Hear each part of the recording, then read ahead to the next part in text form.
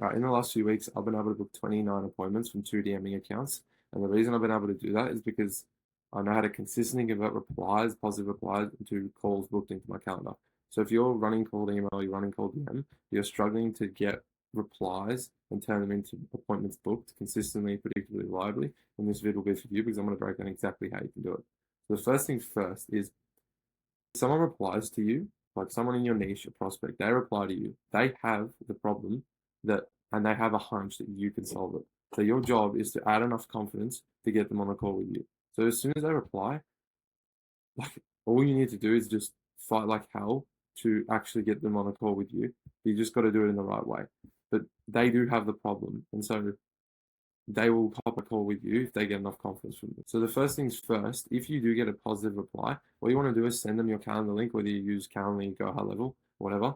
You want to frame it in a way that's almost like a help call and not a sales call. So you want to frame it as a low pressure demo, just to genuinely see if they could be a fit for what like you do.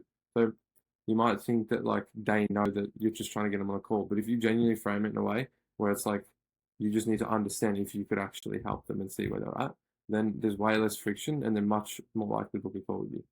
The real kicker is the objection. So if you're getting replies, some of them are a bit negative, but there is some interest. I'm about to explain how you can actually consistently set these people into your calendar. So the first thing you want to do is whenever they have an objection, you want to gratify the objection and validate their point of view. So you want to make them feel heard, like you actually understand them. They've probably dealt with a lot of people in their DMs and their emails who just like go straight for pushing a call. They don't even care. They just do hard CTAs to book a call, spam them with offers. You need to actually gratify whatever objection they have. Then you need to explain why the call is actually the best idea for them and not for you. And you want to remove negative association with the sales call, with like that classic negative association that people have with just because they don't want to get sold to, which I just mentioned before as well. Then you want to make sure you give a CTA to actually get on the call with you, and you want to follow up like 8+ times. If someone shows any interest at all, the rule of thumb is pretty much follow up until they either book a call or they tell you to piss off. And you want to do this with a voice note if possible. Whenever you're handling like objections in the DMs, obviously for email it's a bit different, but if you're handling objections, try and do it as a voice note because it looks like you actually care about them and there's way more perceived effort. Like this is actually the most important thing, like the psychology of appointment thing. So if you're struggling to like set these people into your calendar, it's not because you don't have like the right script, the right copy, or the right objection handling like tactic that you saw some guru talk about. What you need to know is just like the principles that you can drum down appointment setting to, so then you can work your way from there.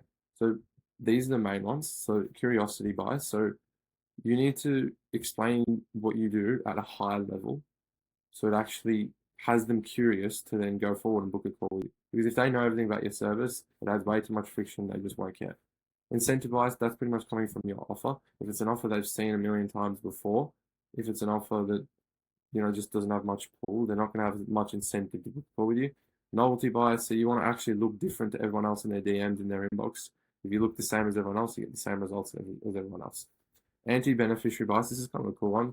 It's almost like being non-needy. It's like whenever you're sending someone into your calendar, dealing with replies, you want to actually make sure that you're not like being needy for a call. Like the best way to actually do this is just to send more emails, send more DMs, and deal with more people in your replies, so you genuinely don't care if they actually book in or not because you've got so many other calls coming up. But you want to just be non-needy and see if you can genuinely help them get confidence from you to set them into your calendar. Pain avoidance bias. So if you've got words like Facebook ads, marketing, or words that they have seen before, have gone to book a call, have gone to buy from that person, received a horrific service, got totally burned. If you now use the same words in all your scripts and all your setting like processes, you're going to get the same. They're not going to book a call with you because they think that the same thing's going to happen. Then reasoning respecting bias is actually a huge one as well. Whenever you like get them, want to set them into your calendar, you need to give like an actual reason as to why that's the best option for them, which I'm about to explain just now. The main 3 objections you'll get are price, trust, or more info objection. And I've got some examples here of what I did to deal with these objections and set these people into my calendar. So with the price objection, and what about the payment method? We can work it out after the results. Have had experience with classic, get your money back. So this guy's been burned by a money back guarantee. So the first thing I've got to do is gratify it. So, hey man, totally get that. Listen, I'm sure we can figure something out. The last thing I want is a bad experience getting in the way of what you want. That's immediately different to what other people are doing with like objection handling. You got to actually empathize with them and understand. Like if you actually think about this, like they've got burned before and that just sucks. So and then I do also would be rude of me to chuck up a random price or anything before I get to know more about you and your business. So I'm saying that like it doesn't actually make sense to give a price, which genuinely doesn't. If I didn't know more about their agency, what they're currently doing for like acquisition and getting appointments. So what I'm doing is I'm using that reasoning respecting thing where they now think I'm being genuinely need to know more information, so then I can leverage that to get them on the call.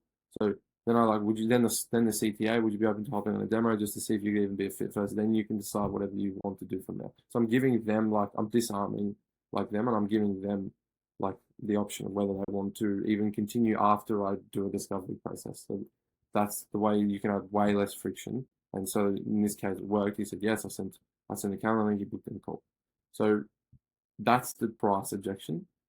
Again, this all goes to the same framework, no matter what the objection is. And you always want to think about principles you can use to actually set them into your calendar. This guy, like I've seen the same script and offer a million times. So that's like that's like strong objection. That's like actually hard to get these people into account if they've seen a sort of similar offer that can actually be a huge issue. Like to be honest, I'm not really spending time to figure it out. But tell me in a sentence or two why it works. I'm not so sure that you'll work for unless I get 10 clients in 9 days. So 10 clients in 9 days is the offer that I presented him.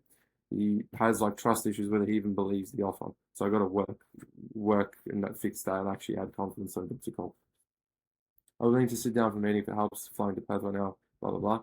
So like I can explain how it all works on the demo. So I'm leveraging how like this reasoning thing. So and just curiosity bias. So he actually gets on the call with me so I can explain it. And that's not because like I'm genuinely just trying to get him on a call. Like these things, like if you've got a service and like there's usually a lot of things to do with the service, and explain that over the DMs is just impossible. Explaining that in the inbox is just actually impossible.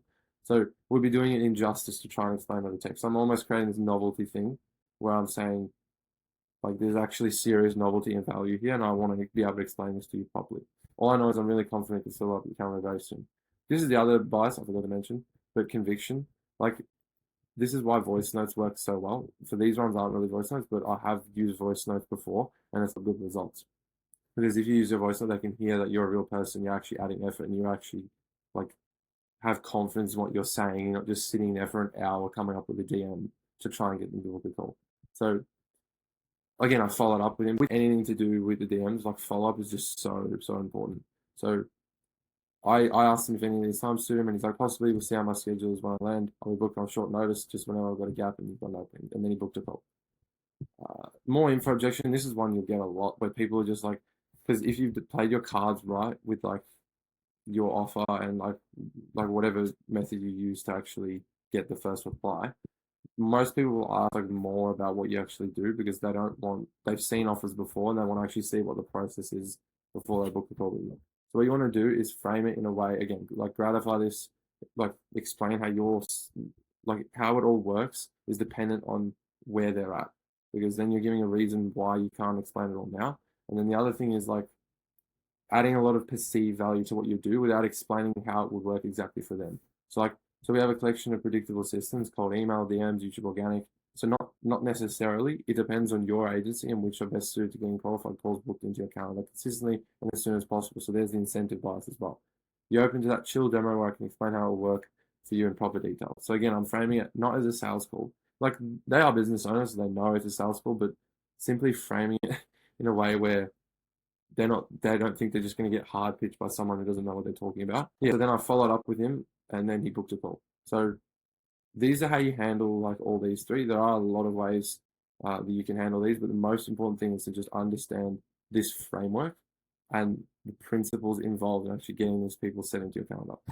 That's it for this video. If you guys want any more help with like appointment setting or inbound appointment booking, outbound appointment booking, just like comment below on anything video you want to see, and I'll see if I can make a video about it.